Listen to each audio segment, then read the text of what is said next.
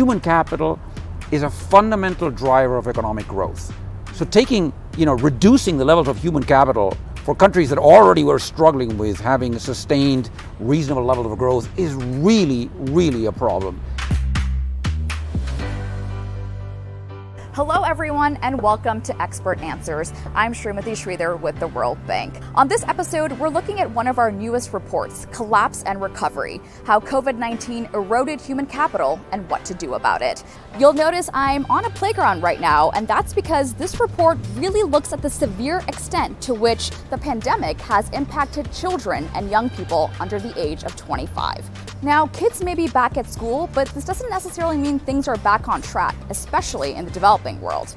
Norbert Shady, who is the World Bank Group's chief economist for human development and one of the report co-authors, joins me to explain more. Let's take a look at what he had to say. Norbert, first off, I want to thank you so much for joining me here on Expert Answers today on a very beautiful day. And we're lucky enough to be at an early childhood development center to talk about this report that you've co-authored. It's called Collapse and Recovery. And before we get into the specifics of it, it talks about the effects that the pandemic has had on this thing called human capital. Can you tell me what is human capital and why is it so important? Human capital is what some people refer to as wealth embodied in people. And what I mean by that is it's the characteristics, the things that people have acquired, especially in their early years, that make them more productive later on. It really embodies a lot of different components of the skills that people have. And what I mean by that is, on the one hand, it's the learning they've acquired over time, but it's also things like their health status that makes them be able to be more productive. It's their socio-emotional development, so what we call emotional intelligence.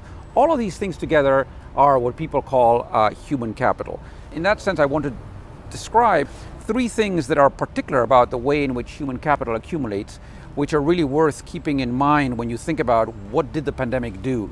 The first is that human capital is cumulative, or the way in which it accumulates is sequential, and what happens at one stage in the life cycle builds on what happened before and in turn affects what happens later on. So you can't really take a particular chunk out of the life cycle or a particular couple of years out of the life cycle, see what happened to these people without really understanding what happened before and after. The second thing is that the rate at which human capital accumulates is much steeper, if you want, early on in a person's life than later on when they're primarily working or eventually are in old age. So these two characteristics, and the fact that also that human capital is multidimensional, that it's really this integral process, makes it different from other forms of capital, and makes it particularly important that we look at the effects the pandemic had at the first, if you want, quarter century or so of a person's life, which is when human capital accumulates most rapidly. So, Norbert, let's talk specifically about the developmental stages, because this report really is a comprehensive analysis of global data for, like you said, people under the age of 25. And I believe you identify three critical life stages. Can you talk more about those and how the pandemic has impacted each one? What we do is we first look at children who are of an age before they enter formal schooling in most countries. So these are children 5 and under. Then we look at children who are school-aged at a time when most are not yet considering working. And so we look at children between the ages of 6 and 14. And then we look at youth, individuals between the ages of 15 and 24, which is the point in time at which individuals are either entering the labor market or making decisions about whether to continue their schooling. So first looking at individuals between the ages of 0 and 5.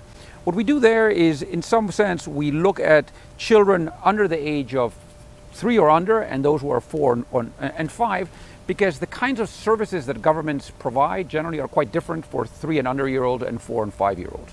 But what we show is, regardless of the age, what we show is that there were serious declines in immunization coverage. There were increases in food insecurity, and here's where the age distinction comes into play. For 4 and 5 year olds, where a substantial proportion of them are enrolled in preschool, in particular in middle income countries, preschools shut down for inordinately long periods of time, so these children were kind of locked out of school, literally. And I say this distinction is important because in most developing countries, the coverage of preschool or daycare for 0 to 3-year-olds is very low. So we see this sort of shutdown of critical services that these young kids need, and perhaps not surprisingly, we see these alarming declines in child development. And I just want to give one example, which refers to cognitive development. Cognitive development is very highly predictive of how well these children do eventually in school and even later in the labor market. In Bangladesh, in data that we collected for this report, we compare a cohort of children who were roughly 2 years of age in 2019 before the pandemic hit, and then we went back to those same villages and collect the data on a new cohort of children, also 24 months of age or so, in 2022. And what we find is these alarming declines in child cognition, in child cognitive development. Declines that we know, contrary to what is popular perception, these children are not going to make up on their own. So it really is a very serious concern, what happened to young children, and one that has been underemphasized in the policy dialogue, I think. Then we go to school-age children, and what we show there is that in developing countries, roughly 1 billion children. This is not 1 million. This is 1 billion. It's very rare to be talking about billions of people being affected by something. This is 1 billion children in developing countries missed a year of school or more. Despite widespread efforts by governments everywhere to put in place some form of remote instruction or hybrid schooling, the average child learned close to nothing during the time that they missed schooling. Actually, if you want, unlearned some of what they already knew. And what I mean by that is you can imagine a girl who perhaps was 10 years old when the pandemic hit, who knew how to add and subtract and was meant to learn how to multiply and divide thereafter. So not only did she not learn how to multiply and divide because schools were closed and the remote instruction didn't work, but she actually forgot how to add and subtract. Because this is a cumulative process, it's not like, oh, well, they didn't learn that, so let's just move on and they can learn the next one. If you don't know how to divide, you're not going to be doing higher level math, obviously. So this is really a critical finding as well. Finally, when we look at young people, what we find is large declines in their labor force participation, and large declines also in various other indicators of job quality, for example, wages. Now, one might say, well, this wouldn't be a problem if these individuals who normally would have gone to work are now going into school, but we don't find that by and large. So there are a lot more, if you want, NEETs. NEETs are individuals who are neither in employment or education or training. If you want, idle youth. There are more NEETs throughout the world as a result of the pandemic. For example, in Pakistan alone, we estimate that an additional 1.6 million youth are NEETs who would not, in the absence of the pandemic, have been this. Where we also find that the recovery post, if you want, the most acute phase of the pandemic has been very uneven. In some countries, we do see a recovery in youth employment, and in many countries, we don't. So the impact of the pandemic, obviously far-reaching and global, but you really focus on developing countries here. Tell me more about how developing countries have been uniquely impacted by the pandemic, and what are the implications really when you think about poverty? I mean, we know, for example, that in terms of economic recovery and in terms of the recovery of overall employment, the recovery in developing countries has been slower. There are a variety of reasons for that, including the ability of richer countries to invest more to recover the economy. But moreover, almost consistently, the levels of human capital in these countries are much lower than those in developed countries. The years of schooling and how much kids learn in school are obviously very different if you're looking at Finland and you say, well, let's look at what the levels of human capital were, even in the absence of the pandemic, were in, say, Chad. We're talking about radical differences. Of course. Having even further declines of human capital in these countries where human capital was already very low to begin with is really particularly alarming. Human capital is a fundamental driver of economic growth. So reducing the levels of human capital for countries that already were struggling with having sustained reasonable levels of growth is really, really a problem. And that all sounds kind of abstract, but if you take it one level down and you go down now to what it means for individual people, it means we estimate that the declines in human capital amongst people in developing countries could lead to, if unremedied, could lead to declines in their lifetime earnings of between 10 and 20%. Now this is really serious. In the bomb we use the word a ticking time bomb, because in a way this is going to take some time to work its way through, if you want, as these kids age. The cohorts that were most affected by the pandemic are going to be 90% of the prime age workforce in 2050. Not only that, the impacts are largest for those who are already poorest to begin with, so children or young people whose parents had low levels of education. So we're saying that we're already living through an age, as many have pointed out, in which inequality has been rising dramatically for a variety of reasons, and public policy has been struggling to address that in both wealthy countries as well as lower income countries. Now we're saying we've kind of turbocharged that.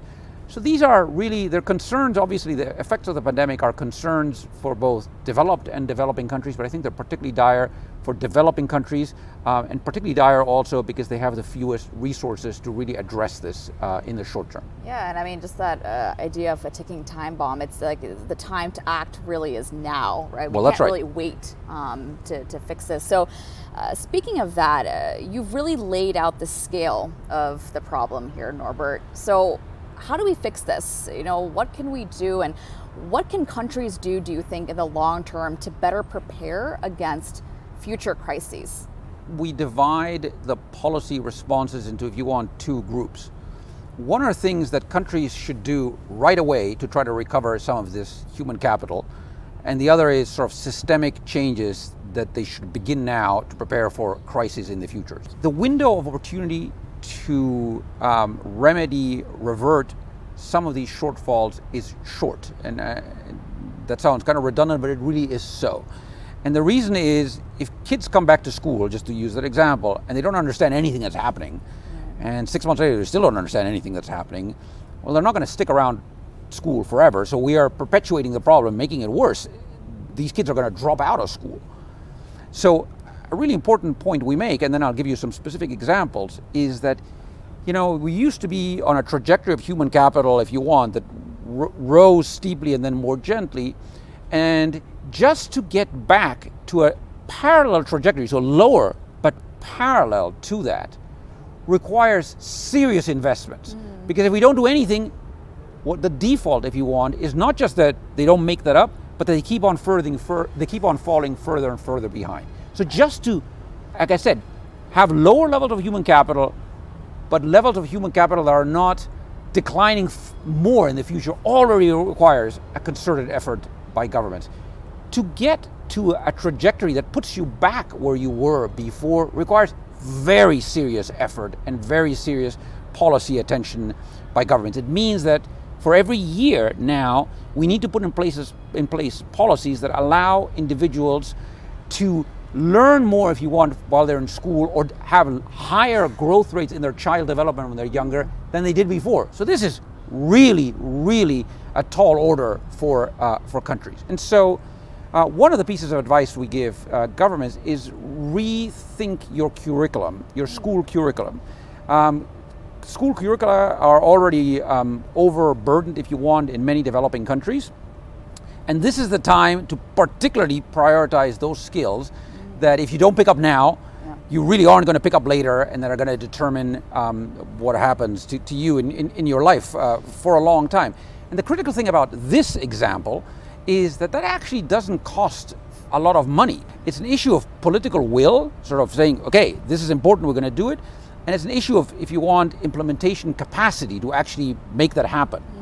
But there's a second basket of interventions that are not specific to each sector, and let me give you a little bit of background on that. Governments who responded well were able to, in some cases, expand the coverage of existing programs, either increase the number of people who are in them or increase the intensity of those programs. And that sounds a little bit vague, so let me give you an example. Many countries had cash transfer programs in place. So they were either able to increase the amount given to existing households in the cash transfer program to protect them against the shock, or increase the coverage, so bring in additional households who normally would not have been in the program.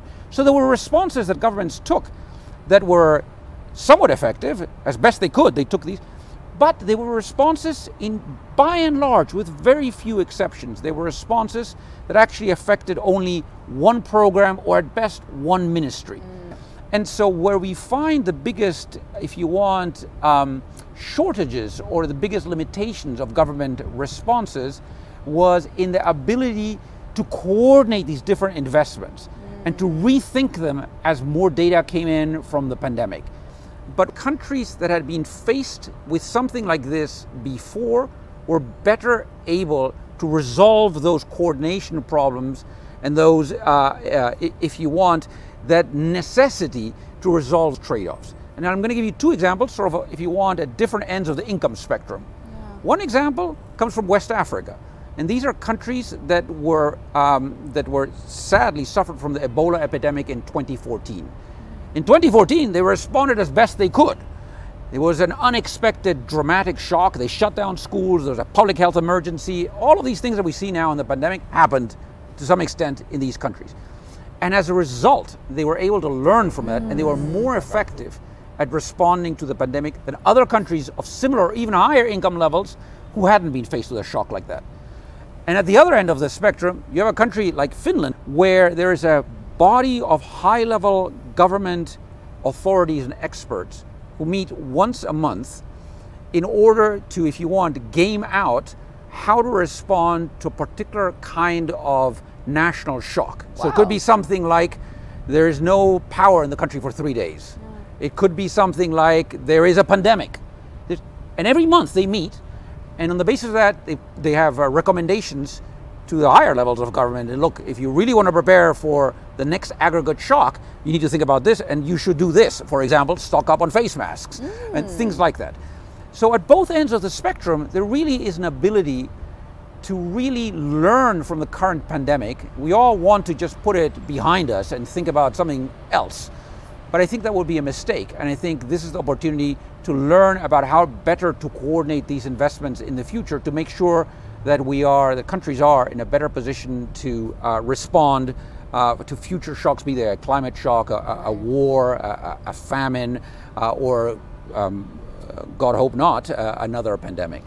So Norbert, we've talked about some pretty heavy issues here. So I do want to end this on a bit more of a personal note. For someone like yourself who's been so heavily involved with this research and this report, what really resonated with you, and what kind of leaves you feeling hopeful, regardless of kind of what we've talked about here today?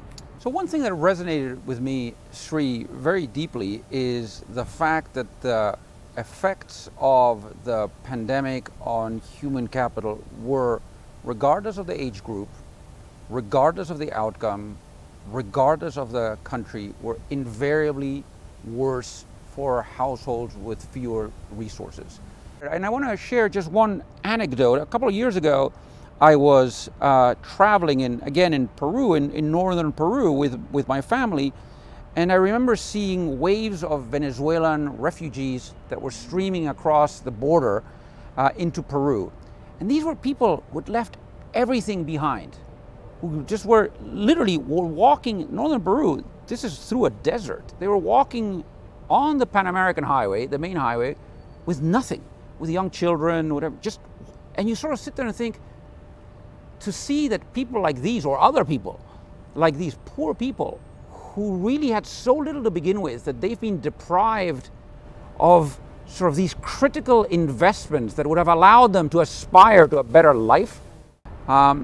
We do have interventions that we know actually can make a difference at this juncture. We have interventions in education, we have interventions in health, we have interventions in nutrition, in social protection that have been tried in many countries. Right. It's a situation where this was terrible, it continues to be terrible, and it's important to remind decision makers of that, but there are things we can do to at least partly, hopefully fully, redress some of these costs to those who are most vulnerable in the developing world. Well, on that note, Norbert, I want to thank you again so much for joining me here on Expert Answers to talk more about the report, Collapse and Recovery. I really appreciate your time. Thank you, Sri. Collapse and Recovery, How COVID-19 Eroded Human Capital and What to Do About It is out now, available on our website at www.worldbank.org. So make sure to head on over and grab your own copy. That's it for this episode of Expert Answers. I'm Srimati Sridhar, and I'll see you next time.